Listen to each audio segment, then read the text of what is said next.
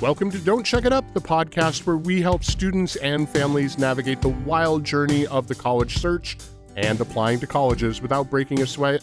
I'm your host, Chuck, and today we are talking about college application tips for homeschooling parents. Homeschooling has been growing here in the United States, and it's a great way and a great alternative option for students and families to educate their kids. But what happens when your homeschool kid is ready to apply to college? There's some extra things that you need to do. So I brought in two experts today to help us talk about this topic. So please welcome to the show, Holly Ramsey and Dr. Michelle Evard. How you two doing? Doing well, Chuck. Thank you for having us on the show. We are so excited to talk to your listeners and share what we know about homeschooling. And you two have been in this field for quite some time. So why don't you each take a moment and introduce yourselves? Holly, do you want to go first? Sure. So I'm Holly Ramsey. I am an independent educational consultant down here in San Antonio, Texas. Before that, I was in the Chicagoland area for 14 or 15 years. And I've homeschooled my own 5 kids across 3 states and 20 plus years. I've been in the consulting world since 2017. And while my practice is not entirely devoted to homeschoolers, it's certainly a deep subspecialty that I have, and just have a real heart for helping parents through what can be a stressful process for them as a homeschool counselor. Absolutely. Great. Wonderful to have you. Thank you, Holly. Michelle. So hi, I'm Michelle Evard. Very nice to be here. Thank you, Chuck. I too homeschooled my own children, 3 children, from birth until they were ready to be done because I followed child-led learning. So one of them chose, one of the younger, my twins, chose to go to a public high school and then a boarding school. The other 2 homeschooled all the way through. So I have a little bit of everything because I felt like it was important to follow what each of the kids needed. And now as an independent educational consultant, I help other families make that choice and implement homeschooling as well as apply to college. So I work with K-12. Occasionally I have people inquiring when the kids are younger. But I really think it's important for families to know they have an option. Absolutely. And I have worked with several homeschool and unschooled kids throughout my time as an independent educational consultant and while I was an admissions counselor. And there are definitely things that when I was an admissions counselor looking at homeschool applications that are really important. And I'm glad that we're able to have this conversation today and give parents those insider tips so they are understanding the process of what an admissions counselor needs to see from a homeschool student. Before we jump into there, I'm kind of curious, how the heck did you two get connected? Actually, through IECA, we became friends, and then IECA wanted to have a homeschool affinity group, and Michelle and I were all about that. So connected through the professional organization, and then when the opportunity to write the book came up, I thought there's one person that I want to write this book with, and that's Dr. Michelle Evard. So I asked her, and boy, you think you like and know someone, you better really like and know someone if you're going to write a book, because I felt like we birthed a baby together, and Michelle is as wonderful as I thought her to be. Thank goodness. Oh, we are such good friends now. Holly's been at my house. We've met each other's families as much as we can. Some of our kids are pretty far spread out, but right. It's been a wonderful experience to do together because we do bring different things. And what you don't know, Chuck, is I didn't mention I too was in the Chicagoland area, but I moved out to here in Massachusetts right around when Holly moved in. So we both homeschooled in the same area. We never met each other there. Right. Oh, so you weren't part of the same, like there wasn't a homeschooling co-op or group that you ran into each other by chance but yeah, oh, all right. How weird that you both were in Chicagoland and you were both in the Massachusetts area and you didn't ever run into each other, but now you're professional colleagues and be able to collaborate with this and kind of co-parenting away by writing a book together. So you've had this experience for quite some time. So excited. So let us take a moment here and dive right into what you've got ready for us. So today, as I mentioned, we're going to talk about college application tips for homeschooling parents. And what I really appreciate is that Michelle and Holly have come up with 10 great tips. Of course, if you want more information, make sure that you check out their book, College Unmazed. The resources here on the screen for those watching you on YouTube. For those listening on the podcast, there will be information on College Unmazed in the show notes, so make sure that you check that out. So let us dive in here. So our 10 tips, the first tip that we need to talk about is activities and academics. So what do we need to know about this? So our first tip for your listeners, Chuck, is going to be, we want parents to create a Common App practice account. And there's a very specific reason I suggest this. And that's because homeschoolers have a dilemma that students in institutional schools do not. In institutional schools, it is very clear what is a class and what is an extracurricular activity. Yeah. In homeschooling, that is very often a blurry line. And what I see a lot in my practice, and I'm sure Michelle sees this too, is sometimes we have parents who come with 11 credits they want to put on the transcript. And this transcript is just stuffed because every experience they want to award credit for that.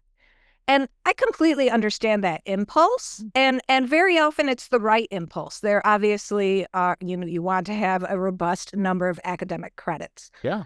But sometimes what I find is when parents come with that mindset, it's because they haven't yet looked at the Common App. And they don't know that there's this whole other thing on the student side, the activities list. So I find just having them look at the Common App will give them a sense of deciding where will this thing shine brightest. So, for example, something like piano. If a kid's playing piano, well, maybe that's an extracurricular, or maybe, especially if they're playing in an ensemble, maybe that is a class. Mm-hmm. It can be a fuzzy line. Same thing with something like Science Olympiad. For one of my own sons, his 9th grade science was Science Olympiad. We had a small homeschool team. He did maybe 6 different events for Science Olympiad. That was his curriculum. We rounded it out. So in that case, it was a credit, not an extracurricular. The next year, when he was in an AP science class, it slid over to be on his activities list.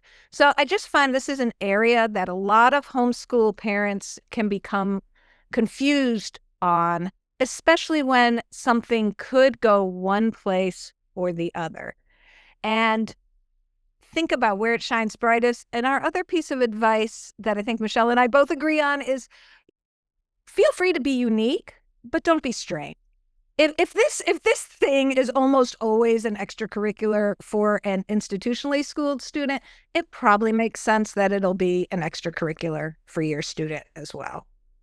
Michelle, you may have something you want to add to that tip. Right. Well, calculus or algebra, any of the math classes, those are typically classes, right? A kid who's doing the competitions, that can be on your activity. One of the things we want to show is, what do the admissions officer want to see in the activity list? They want to see what a student does when they choose, when they have free choice. Right. Our homeschoolers have choice in so many ways, depending on how a family chooses to homeschool, depending on their philosophy. They have a lot of choice. So as Holly said, be unique, not strange, but do show those special things that the kid has been able to do. Yeah, and what I think most families don't understand is you can start a Common App well before the senior year, so you can actually use the Common App as you're going through and homeschooling students and build your Common App as you go, because there are only 10 spaces for activities. And I think, as you said, homeschool parents are like, this could be an activity, this could be, and then there's also the 5 awards. So they can start an account in Common App several years before senior year and use that as a guideline or a guidepost as they're going through. Absolutely. Being aware that Common App occasionally changes things.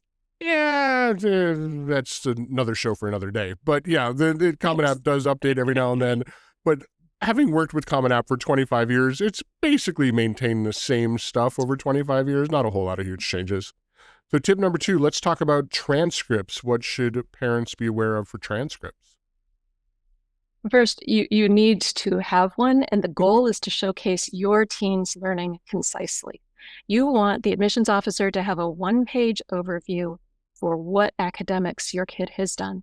What do you need to do to make it an official transcript? Sometimes people ask me this. You need to say it's an official transcript. You need to have a graduation date and a signature on there.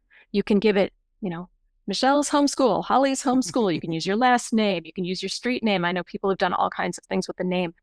But the important thing is it's the official transcript for your kid, putting that name and having the graduation date. Sometimes you need the start date if you're going to go for, NCAA eligibility, et cetera.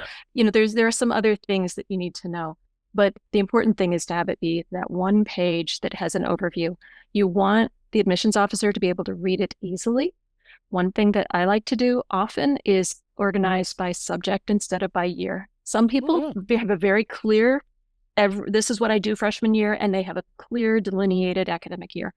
A lot of the students I work with don't work that way, right? They're studying academics in summer because they're an athlete, and in the winter they're skiing competitively, or they just 2 months for this subject, 12 months for that subject. So they were like, I don't know which year to put it in. That's okay.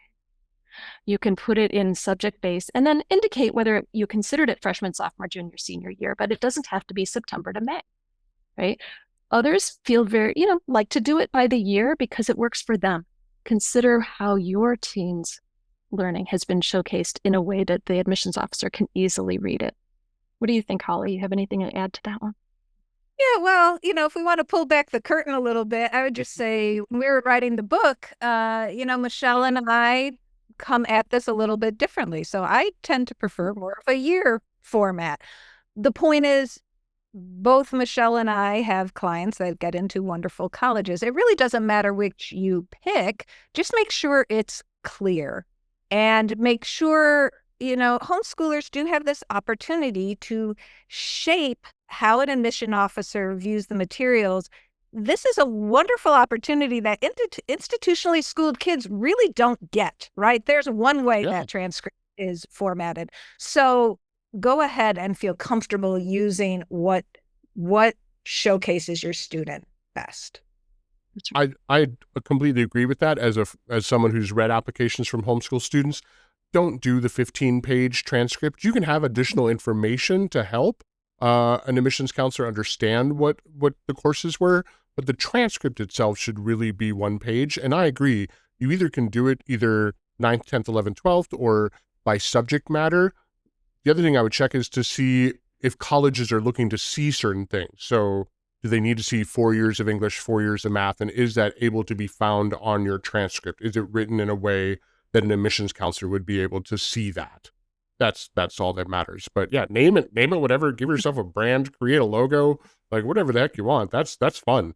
But yeah, please, one page, I will not tell you the horror stories. The longest app I ever read was 37 pages of a transcript. Like literally. I've seen longer. Yeah. I've seen longer. I'm just like, hire us. I'm like, stop that. Stop. I don't need to know the synopsis of every book your kid has ever read. No, sorry. All right, tip number 3, GPAs. Aren't all homeschool students 4.0s? A lot of them are. So are a lot of our public school students and private school students. So the point here is, again, this is an area that I think really stresses out homeschool parents. Do I do weighted? Do I do unweighted? How do I compute the GPA? Most of the time, this isn't going to matter because the colleges most of the time are going to recalculate according to their own standards. So to a certain extent, the tip would be just calm down because it probably is not going to make a lot of difference. However, my tip for homeschool parents is where possible, you do want to report the highest ethical GPA you can arrive at. And the reason for that is there are some colleges and universities that do not recalculate GPA. Mm-hmm. They accept whatever is on the transcript. So in those cases, you really do want to make sure that you can have the highest ethical GPA on there, which usually means a weighted GPA. Yes. And just as a related corollary tip, sometimes homeschool parents don't know what to count as honors and if they should wait for honors. Advice on this varies, but I do advise if something would have an honors designation in a public school, you can feel very comfortable putting it as an honors designation in your homeschool. In fact, in the book, we give 9 different tips you can use, 9 different ways you can decide, is this an honors class or not? And if a class hits 3 or 4 of those criteria, we say, yeah, go ahead, call it honors and weight it. Yeah. In some senses, you could be doing your student a disservice if you don't. And I'll say, go ahead. I was going to say, I was going to agree, but go ahead, join in. Yeah. So I had an advantage. I'll be upfront. Like I said, I have twins, and one of them chose to go to public high school. So I was able to see what was considered honors in a public high school, a highly ranked public high school. It doesn't what it was when I was a kid, right? So the standards may have changed. Don't take the path one of my friends did. She said, "How can I homeschool high school? I can't give anything more than a C." I said, "C?" She said, "A C is meets expectations, and I expect they'll do their best."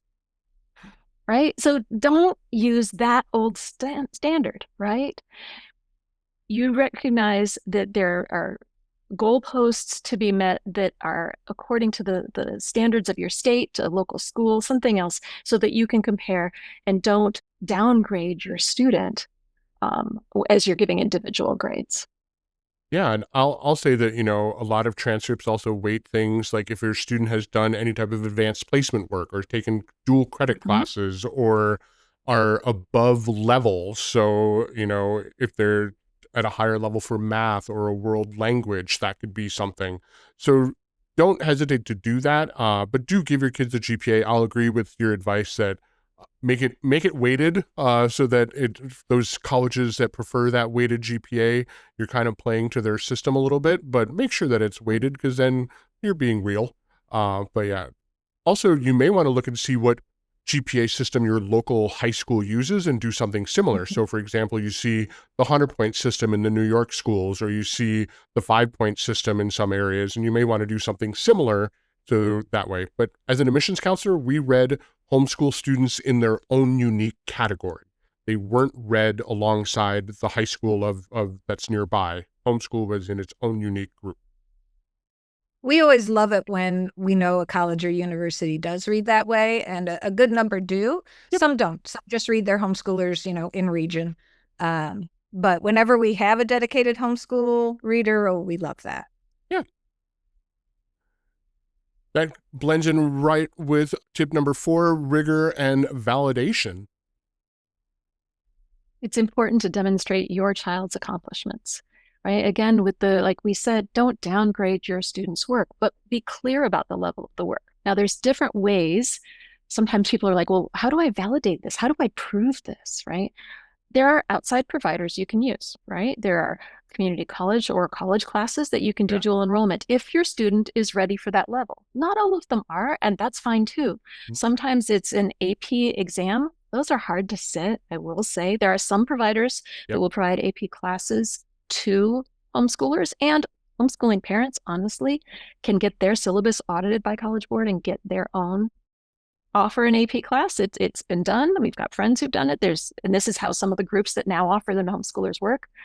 Doesn't guarantee you a seat at the table for an exam.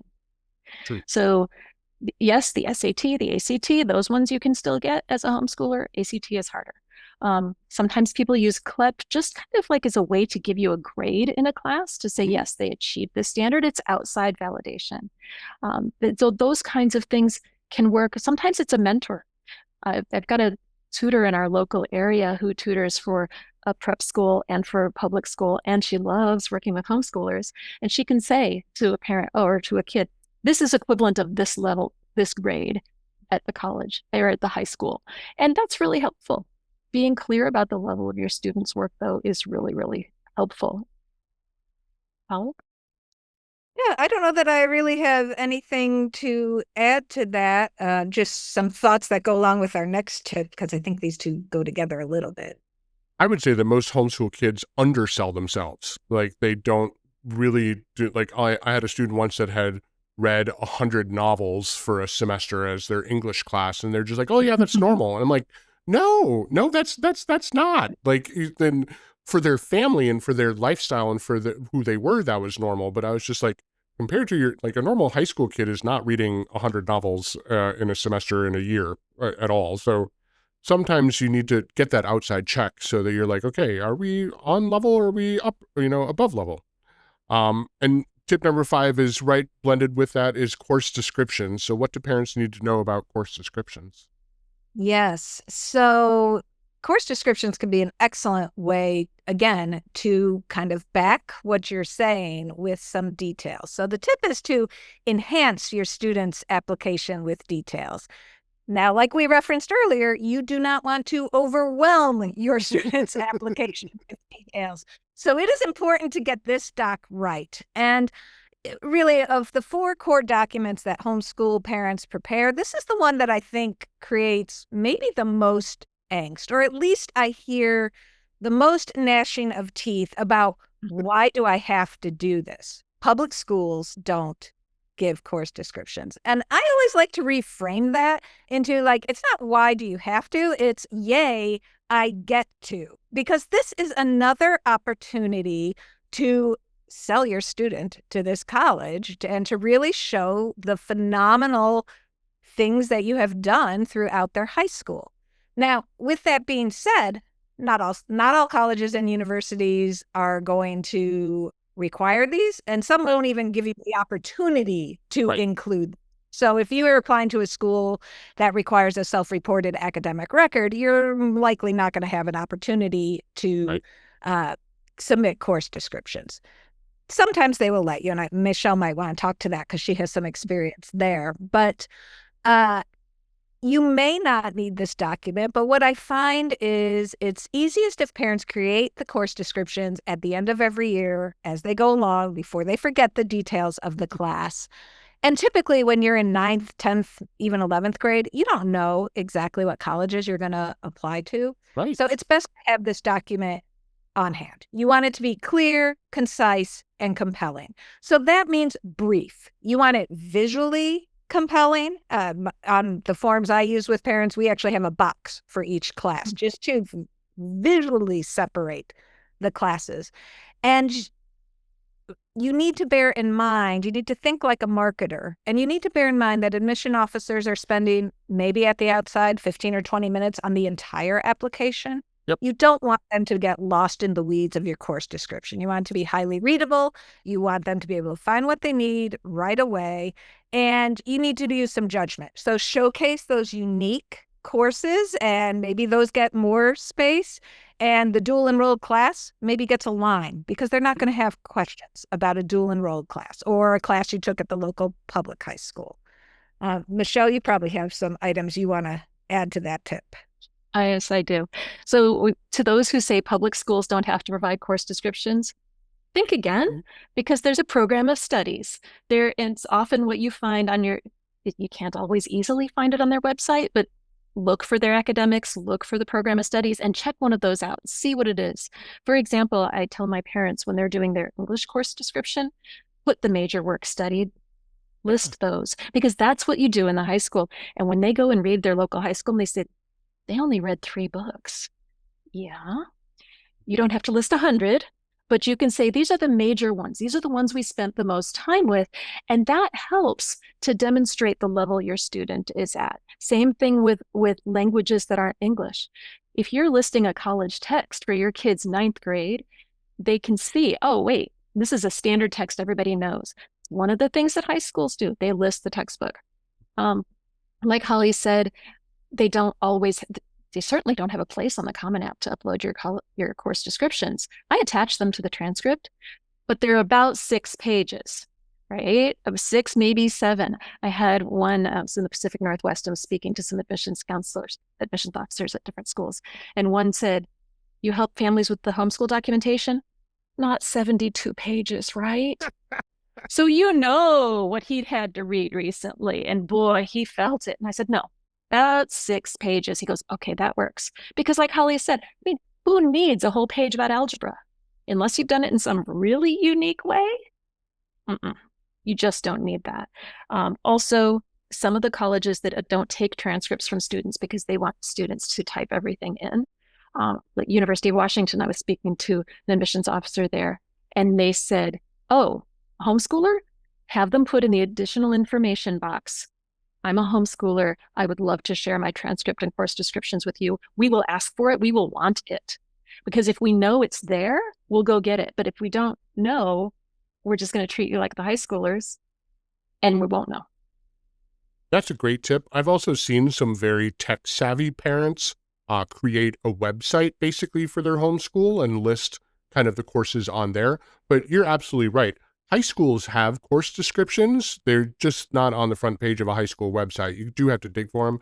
As an admissions counselor, if I read apps from the same high school, I just knew what some of the courses were over time and I got used to it.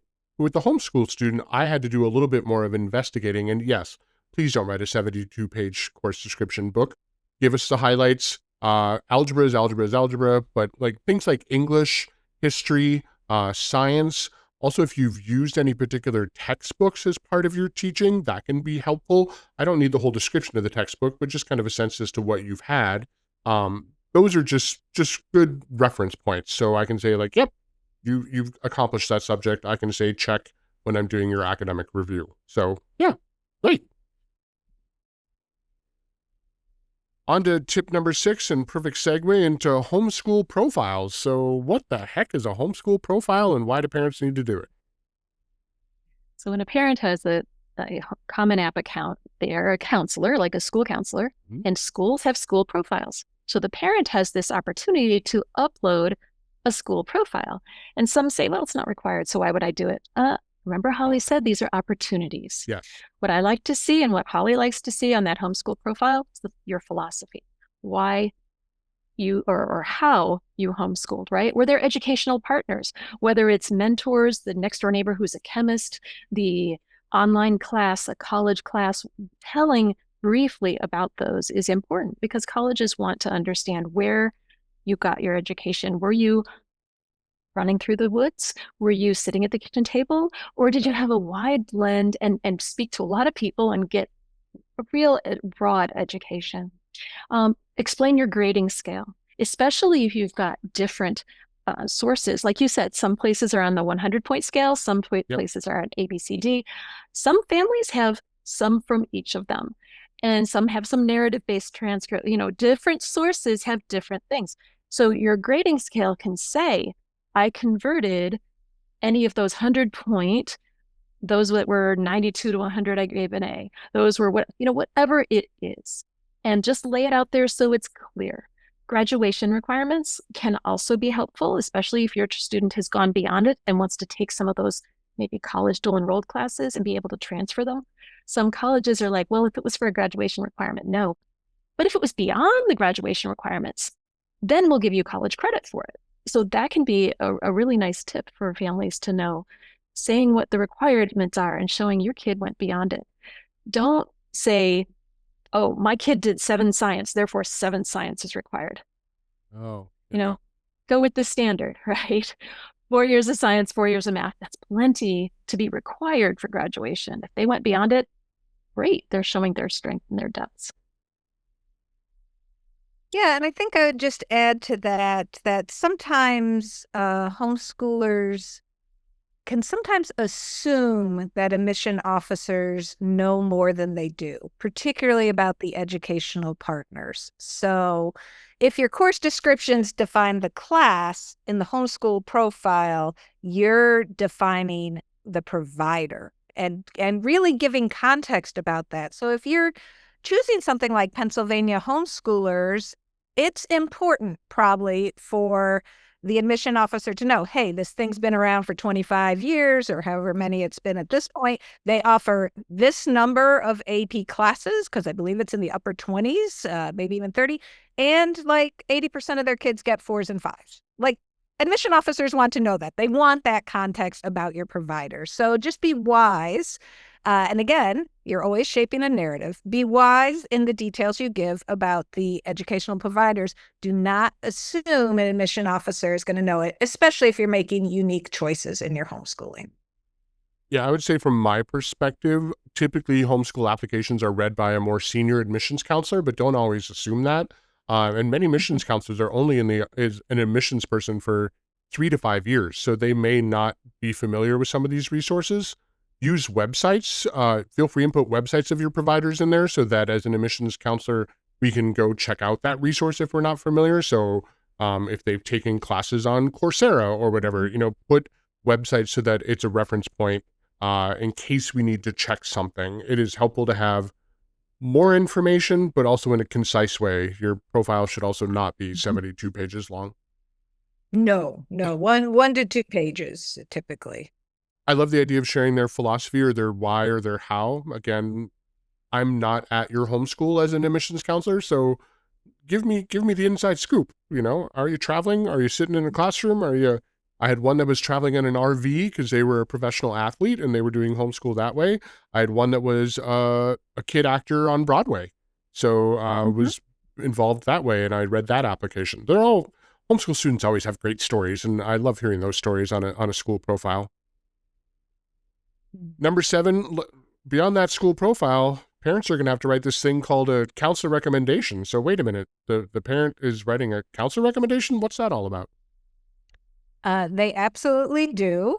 And the tip we would have for parents in this regard is endorse your student enthusiastically.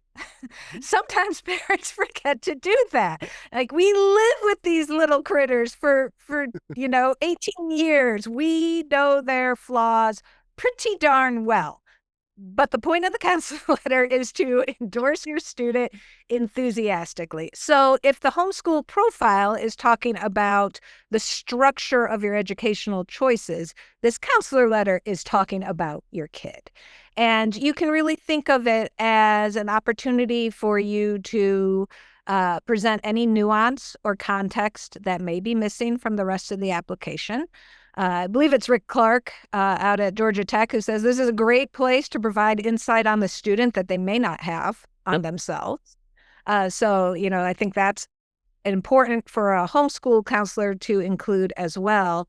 And it's a tough letter to write because unlike the public school counselor, the private school counselor, something I think that we don't talk about enough is that this college application journey, it's a lot for students, right? Everybody knows that. That's a time of transition for students. It is also a time of transition for the homeschool parent, and typically a deeply emotional one. So I always suggest, start this letter early in the summer before senior year because you are going to cry as you write this letter, in all likelihood. If you're like 99% of the homeschool parents I know, you will cry writing this letter, and set it aside. When you come back to it, you may find that you have dwelled on childhood anecdotes and edit those out. Maybe keep a very brief 1 or 2 lines at the beginning of your letter, maybe as a stage setter. But really, colleges want to know who your kid was in high school. So your example should come from high school. And just like we are always working with, all 3 of us, I'm certain, always working with our student clients to show, don't tell, give me detail, not adjectives. Same advice applies to the homeschool parent in the counselor letter. Show through detail. It doesn't matter if you want to say Susie was an enthusiastic student. Okay, everybody's an enthusiastic student. You should really be telling us that Susie at her homeschool co-op took all 5 of the APs that were offered and self-studied for the 6th and 7th. Now, suddenly, those 7 APs from the transcript have some context behind them. That's the sort of detail you want to provide. Similarly, if there's something going on in the home, if a parent is facing a significant illness, if there's been, job loss that impacted the student to maybe had to go work or whatever, this is the place to just let them know that in a very matter-of-fact way. It is an emotional experience. In some ways, it feels like the capstone for parenting choices, educational choices you've done, right? Yep. Yes, okay, the kid is writing their application. And if you count all of the supplementals they might have to write, if they apply to a lot of colleges, they might have to write more than you.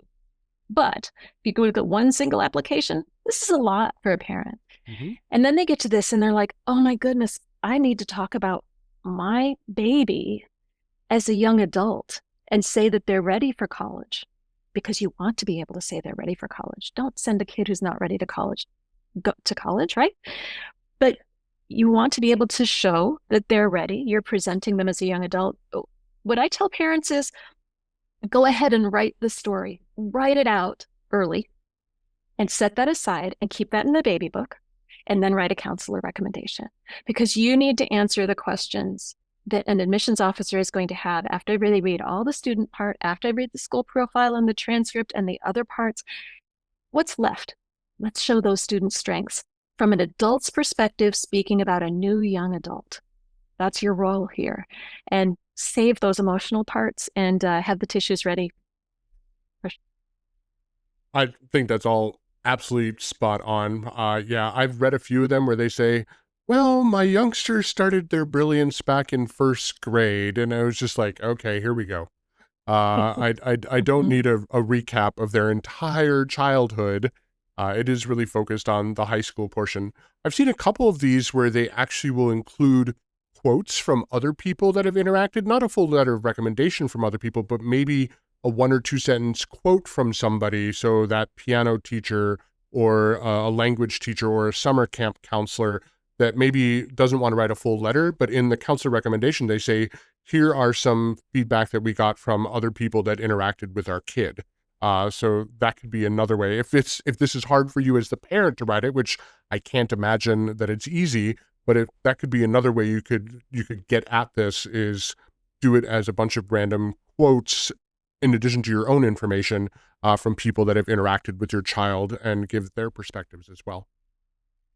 I would say not quite random. We want to be really selective here too. Yeah, but I know what you're saying. I know what you're saying. But the UCAS, I've helped students apply to Cambridge, Oxford, et cetera, using their application, and they only let one person fill out the document, and that's the strategy that they use there. So I wanted to tell you, it is legitimate. Schools use the same thing. Yep. That a counselor may say, well, I don't know this student, but here's what the feedback I got from the math teacher, Yes. from the English teacher, et cetera, and give quotes. And that is completely legitimate. In some schools, it's expected. Yeah, some of the nation's top prep academies, that's how the counselor actually writes a lot of the letters, is that they are snippets from teachers across the 4 years of education, and that ends up being the counselor letter, and then with like an intro paragraph and a conclusion from the counselor themselves. But the rest of the letter is basically snippets and feedbacks from teachers. Yeah, I'm not seeing just random people. You don't want like the mail delivery person to be like, oh yeah, the kid was great and got the mail every day from me. But you want to find, if you have people from your teenager's life that you think would be a great addition to the application, that's another way you could go about writing the counselor recommendation. Absolutely. And I would say probably 80 to 90% of my clients do include snippets from others in that letter. But again, just be mindful, because that letter, again, you don't want it more than a page or two. It's two tops, preferably one. So again, you got to be really wise in the choices you make. Yeah, I'd say 1.5 is about the longest I usually see. All right, tip number 8. Let's talk about that Common App account. What do parents need to know about the actual Common App account? So for a counselor to have an account, the student invites the adult. So I've had parents who go, I don't know how to make my counselor account. You can't. The student has to invite you. So really briefly, it takes a bunch of steps for the student to do it. The student makes their Common App account. They indicate what high school they do. For homeschoolers, extra tip, the CEEB code is 97000. Right? It's a 6-digit number, 4 zeros. So you put in homeschool. Sometimes you see a bunch of umbrella schools. It's okay. Just use the 970000. Then after the student has chosen that, they add a college.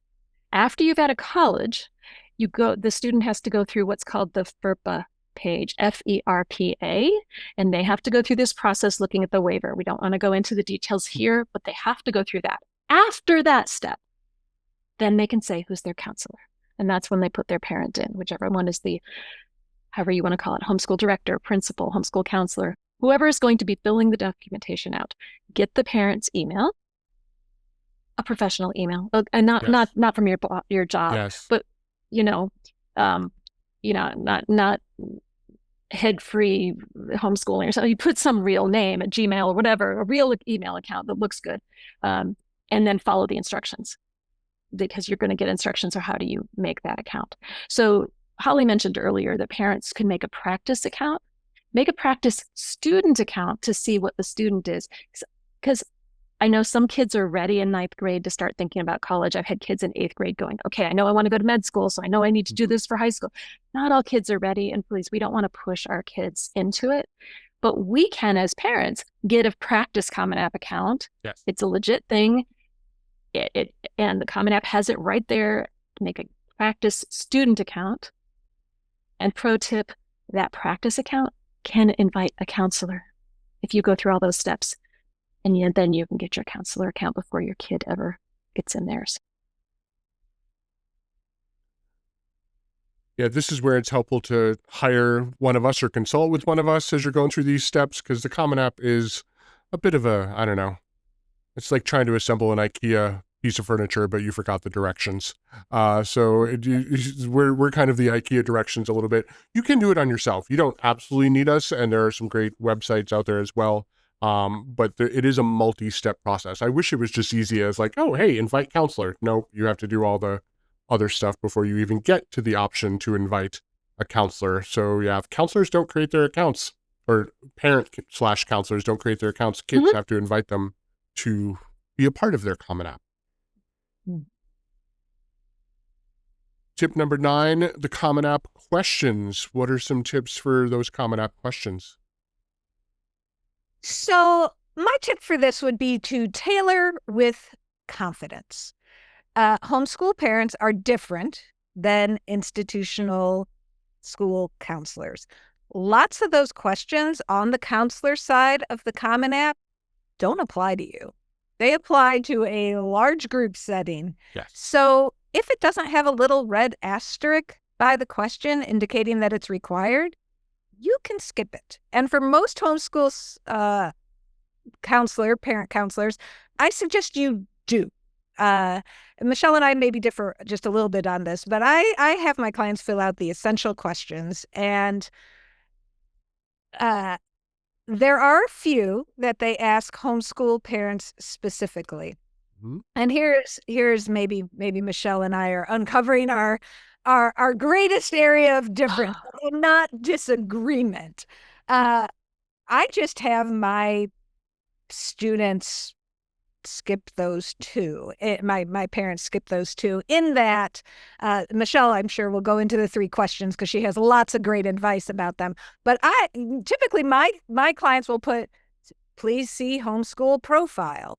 Please see course descriptions, because everything those questions ask, if you've worked with either one of us, you've already answered those in your documents, the questions that the Common App is concerned about. So, I make sure that my parents have a really visually appealing document with some bolding and some bullet points so that the answers to those questions leap off the page. Michelle, you do it a little bit differently, and you probably have some tips for the people as they hit those 3 questions too. Well, first, each of these 3 questions says 1,000 words maximum. This is not like the student side where we tell them it says 650 words for your essay. You need to write 600 or so words. You need to, don't leave it half baked. We're do a real effort. This is not the case. You do not need to write 1,000 words for each of these. Please do not write 1,000 words for each.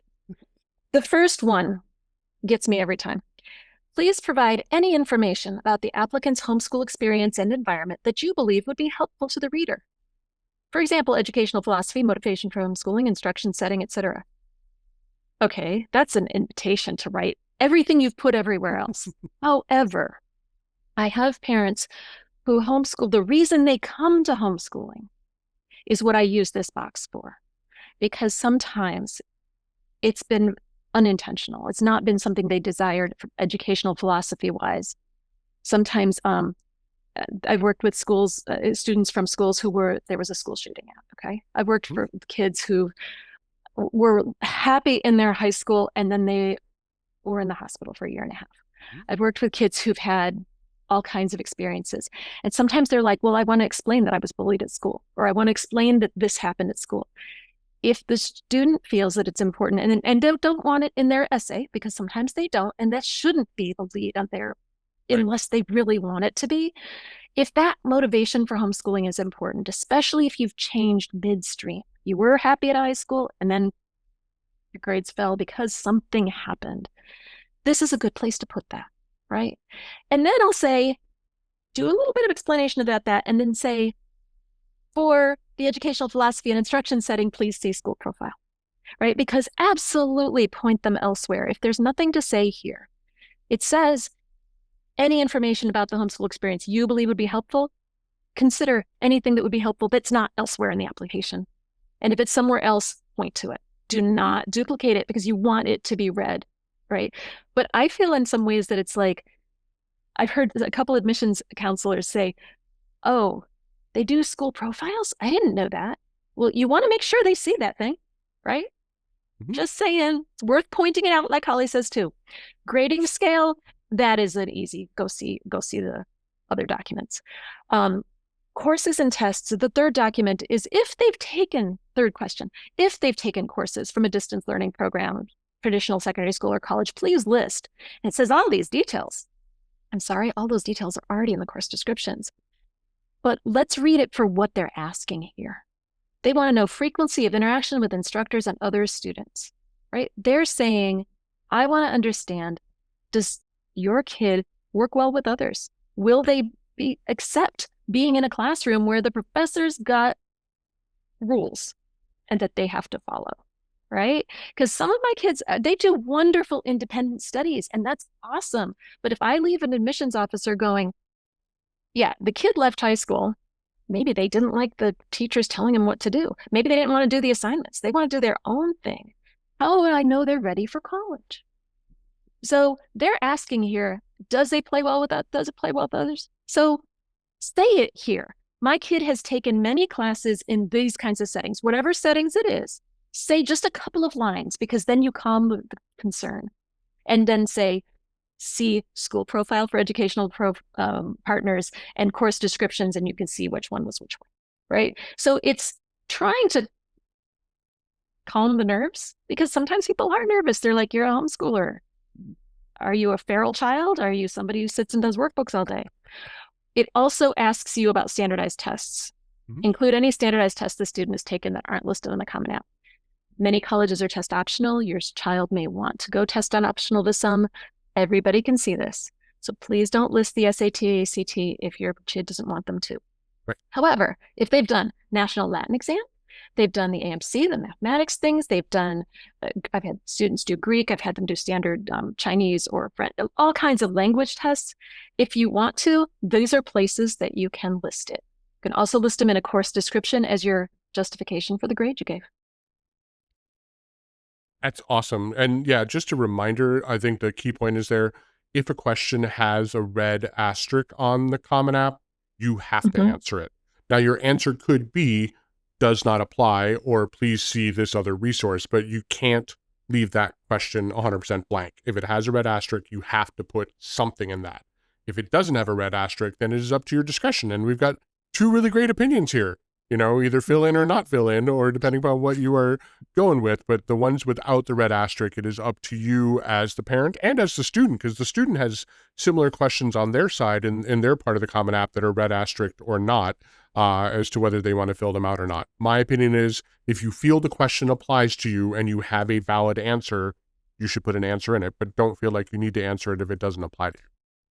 And I think these three required questions that we've been discussing, I think, I don't know. I don't have any inside information on this, but this is my hunch. My hunch is the Common App has this because there's a lot of homeschool parents who never talk to Michelle or me. Yes. Or any of the other homeschool specialists in our field. And they come at this process and they don't have course descriptions and they don't have a homeschool profile. So these questions are really designed to catch those people, really. And remember, those were designed by admissions counselors. So yes, you are right. That is coming from a point of a lot of people do not interact with the professional and they're filling this out on their own.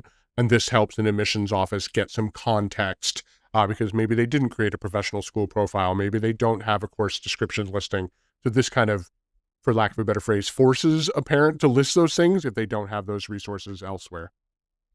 By the way, I love how Michelle does do her things. Maybe I'm just fundamentally more lazy, but I feel like I work really hard with my clients to get them to create those documents. So I just point to the documents. And one tip, we did forget about over in course descriptions, but Michelle got to it speaking about how she answers these questions, is that I do find admission officers really do want to know the mode of instruction. Yes. Was this an asynchronous online class? Was it an in-person class? Was it, well, we met in person, but only once a week or once bi-weekly? Those sorts of details are super important. So whether it's in the course description or whether you provide it in the way Michelle suggested in answering that particular question, it does need to be there somewhere. Awesome. And tip number 10 is projecting forward. I'm curious as to what this is all about. Who will your child be? I think, and I had not been an admissions reader, but from everything I understand from admissions readers I've talked to, when they're looking at this application, it's a historical document. It's what your child has done in the past. But what they want to know is who's your child going to be in the future? Will your child, from the kid's point of application, is your child actually interested in our college? Are they ready for our college? Are they going to succeed? Are they going to be happy? Are they going to be an active member of the community? Are they going to graduate? Are they going to transfer away from us? Or are they going to continue with us? Ideally, are they going to be a good alumni? Donations count, but they can't really get all of that from this. But the idea of reading this is to say, is that student academically ready for college? Emotionally ready, socially ready, the whole thing, right? So when you're thinking about writing this, your baby stories are great, keep them. But remember that the point of this is who's the student going to be in the future? That's my perspective. Holly, what do you think? Well, I think that parents do need to be mindful as they're writing their letters that they're not just sending a brain to sit in a classroom. Right. Colleges want good community members. So as you're deciding which stories to tell, and in a page or two, you can't tell every story, you might want to think about diverse areas to story tell. So sure, maybe there's an academic story, but I hope there's a story of how they've served others or grown in their community efforts. And again, just know that colleges really do want to get to know the whole person. And as a homeschool parent counselor, you have a really unique opportunity to show that.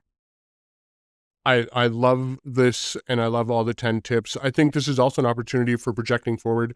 I've seen some homeschool students either have an Instagram account or a YouTube channel or even a website where they've kind of talked about what they would like to do. And a lot of colleges allow students to they'll say, if you have a social media presence, would you like to share that with us? And if a student has a really well done Instagram, YouTube, or a website, that's a great way for them to kind of showcase also their projecting forward and what their goals are and what their hopes are for the future. So yeah, these 10 tips are awesome. Obviously, there is way more information that we can't share. So thankfully, you all have written a book. So College Unmazed, your guide to design and document your homeschool. This is obviously where you both dive into this topic deeply. So feel free and pick that up either from the website or from your favorite bookstore. I always encourage people to go to your local bookstore and order it that way. So then you're supporting bookstores as well. I appreciate you both for sharing this book with us. And you've got a little bit of a promo code for those who are listening and who are watching. We do indeed. So we were very deliberate when we wrote this book about who we wanted for our publisher. And in fact, we chose the publisher we did because College Unmazed had written a terrific student workbook.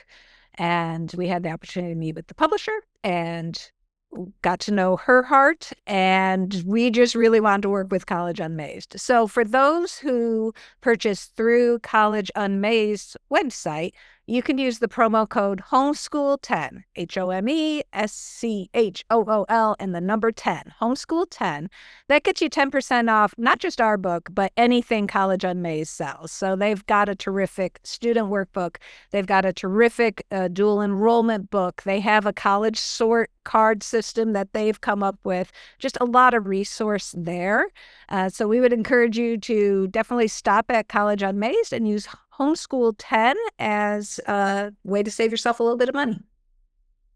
I definitely have that college sort deck in my list of things that I have that I use with students, especially if I'm in person. So that's a great resource for our students and parents. So please do check that out. All right. So we have come to the point where I want you to each get a chance to share a little bit about your soapbox moment. I love giving my guests a soapbox moment where you get to kind of say, all right, if I had, 30 seconds, 90 seconds, whatever you want, not 2 hours, to share tips with my listeners and with the world, what would you share? So Holly, if you had a moment to speak to everyone, what would you like to share? So I think what I would say is, I know this has been a lot, right? Like even in our conversation today, that was a lot of information for parents. And I have seen parents who get to beginning of ninth grade, who, if they've homeschooled, forever, get to the beginning of ninth grade, have this real crisis of confidence. And sometimes feel like either they need to quit homeschooling because they don't know how to make a transcript, right? Like, Right. that 20-minute exercise, we can teach you that on a piece of paper. Or homeschool parents who feel like now it's for keeps. I have to revamp everything. I have to stop this very humane form of education I had, and now I need to switch to something that is much more regimented. And I would just encourage parents that you know your child best. You know how your home and education works well. Continue that.